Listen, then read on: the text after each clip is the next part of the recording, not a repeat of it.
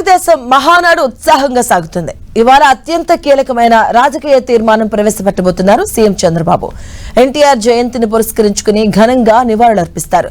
తెలుగు జాతి విశ్వఖ్యాతి, గతంలో టీడీపీ చేసిన పోరాటాలు, అన్నదాతకు అండగా రాష్ట్రానికి కేంద్ర సాయం, నా దేశం నా బాధ్యత, ఆధ్యాత్మిక కేంద్ర, అలాగే మౌలిక సదుపాయాల కల్పన, శాంతి భద్రతలు, వినాశనం నుంచి వికాసం వైపు ప్రయాణం లాంటి అంశాలపై ఈ మహానాడులో చర్చించి తీర్మానం ఆమోదిస్తారు. ఇక చివరలో రాజకీయ తీర్మానం ప్రవేశపెడతారు. చంద్రబాబు ముగింపు ఉపన్యాసంతో మహానాడు ముగిపోతుంది. ఇక తొలి రోజు మహానాడు ఉత్సాహంగా సాగింది. ఈ వేడుకల్లో వివిధ తీర్మానాలపై మొత్తం 48 మంది నేతలు మాట్లాడారు. టీడీపీకి 12 కోట్ల రూపాయల విరాళం ఇచ్చారు పార్టీ శ్రేణులు. వీటిలో 5 కోట్ల రూపాయలను మేమిరెడ్డి దంపతులు అందజేయగా, బీసీ జనార్దన్ రెడ్డి, భాష్యం రామకృష్ణ, మాగుంట శ్రీనివాస్ రెడ్డి తలో 1 కోటి రూపాయల చొప్పున విరాళం ఇచ్చారు. ఇక మొట్టమొదటిసారిగా మహానాడులో ట్రాన్స్జెండర్ కు మాట్లాడే అవకాశం కల్పించారు. మహానాడు వేదికగా ఎమ్మెల్యే గల్లా మాధవి, పిఏ వర్షిని ప్రసంగించారు. పార్లమెంటు బిల్లుతో సంబంధం లేకుండా వచ్చే ఎన్నికల్లో మహిళలకు 33% సీట్లు కేటాయిస్తామని లోకేష్ ప్రకటనపై సర్వత్రా చర్చ సాగుతుంది. ఇక తొలి రోజు మహానాడు నిర్వహణపై సీఎం చంద్రబాబు హర్షం వ్యక్తం చేశారు. వర్చువల్ విధానంలో 7.5 లక్షల మంది మహానాడుకు హాజరవడం రికార్డని చెప్పారు. లోకేష్ ప్రవేశపెట్టినటువంటి మహిళలకు 33% రిజర్వేషన్ ప్రతిపాదనను ఆమోదించాలని పార్టీ శ్రేణులను కోరారు. మహానాడు సమావేశాలు తెలుగు జాతి ఆత్మ గౌరవానికి ప్రతీక అన్నారు సీఎం.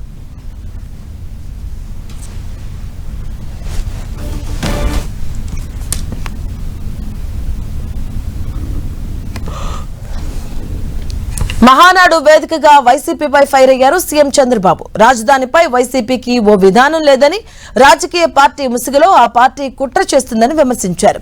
వైసీపీకి ఓ గోల్ లేదని, అది అడ్డగోలు బ్యాచ్ అని ఘాటుగా వ్యాఖ్యలు చేశారు. అధికారంలో ఉన్నప్పుడు 3 రాజధానులు అన్నారని, అధికారం పోయాక ఇప్పుడు మావేగన్ అంటున్నారని విమర్శించారు.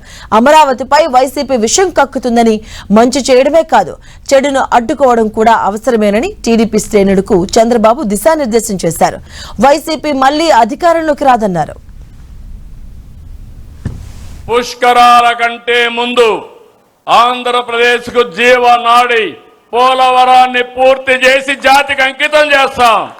కుప్పానికి నీళ్లని సినిమా సిట్టింగులు పెట్టి వీళ్ళు హెలికాప్టర్ ఎక్కంగానే అక్కడ నీళ్లు ఎండిపోయినాయి. అదే ఈ ప్రభుత్వం 100 రోజుల్లో అందరి నీవా కాలువ వెడల్పు చేసి కుప్పం వరకు నీళ్లు తీసుకుపోవడమే కాదు, చెరువులు నింపిన ఘనత ఈ ప్రభుత్వానిదని చెప్పి కూడా నేను మీకు తెలియజేస్తున్నా. వైసీపీకి రాజధాని పైన ఒక విధానం లేదు, విజన్ లేదు, విషయం కక్కడమే తెలుసు. ప్రతిపక్షంలో అమరావతికి మద్దతు అన్నారు, అధికారంలో 3 రాజధానులు అన్నారు. ప్రతిపక్ష హోదా పోయాక ఇప్పుడు మావిగన్ అంటున్నారు. వీళ్ళని ఏమనాలో నాకైతే అర్థం కాలేదు. కేంద్ర ప్రభుత్వం పార్లమెంట్లో పెట్టి చట్టం చేసిన తర్వాత కూడా మావిగన్ మాట్లాడతారు. వాళ్ళకు ఒక గోల్ లేదు, అదొక అడ్డగోల్ బ్యాచ్. ఏం మాట్లాడతారో కూడా తెలియదు. అది వాళ్ళు చేసే పని. గొడ్డలి పార్టీ కుట్రలు చేస్తా ఉంది. వీటిని ఆదిలోనే అడ్డుకోవాలి, ఎండగట్టాలి. నా జీవితంలో ఎప్పుడూ చూడలేదు. మహానాడు పసుపు పండుగ ప్రజలందరికీ ఒక భరోసా ఇచ్చే ఒక ఉత్సవం. ఇలాంటి రోజున ఈ రోజు ఏదో మీటింగ్ పెట్టుకొని దీన్ని డైవర్ట్ చేయాలనుకుంటే నీలాంటి వాళ్ళు ఎన్ని కుయుక్తులు పన్నినా ఏ మాత్రం డైవర్ట్ చెయ్యలేరు, డీవియేషన్ చెయ్యలేరు. పేదలకు కావాల్సింది పథకాలు, గొడ్డలి వేట్లు కాదు. యువతకు కావాల్సింది ఉద్యోగాలు, గొడ్డలి పోట్లు కాదు. రాష్ట్రానికి కావాల్సింది శాంతి భద్రతలు, జంతు బలులతో రక్తాభిషేకాలు కాదు.